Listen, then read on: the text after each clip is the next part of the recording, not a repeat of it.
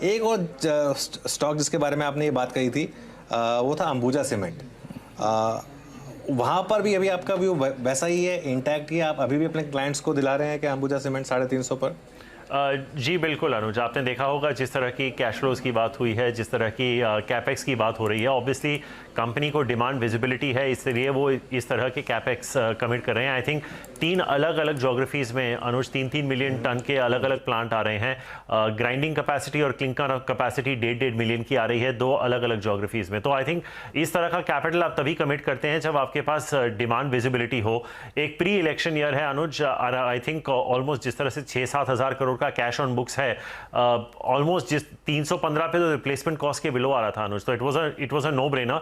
मुझे अभी भी लगता है कि यहाँ से आपको 20 से 25% अंबुजा में मिल सकते हैं, which is according to us fair value. I think ये स्टॉक 400 के आसपास ज़रूर जा सकता है।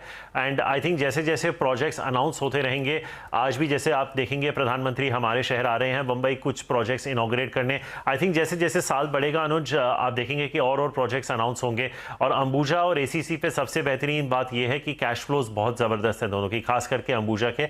और जैसे मैंने आपको कहा कि आई ऑलवेज बिलीव कि अगर एक कंपनी इस तरह का कैपेक्स का व्यू ले रही है तो उनके पास डिमांड विजिबिलिटी है, मार्केट लीडर हैं, रिटर्न रेशोज ठीक हैं। जिस तरह से जब युद्ध शुरू हुआ था यूक्रेन का, क्रूड ऑलमोस्ट 125-130 हो गया था, पेटकोक कोकिंग कोल के भाव बहुत हद तक आगे चले गए थे।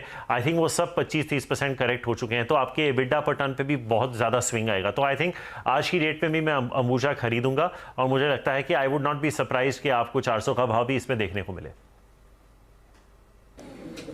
चलिए, ये तो हो गई अंबुजा की बात। राहुल, एक और सवाल मुझे आपसे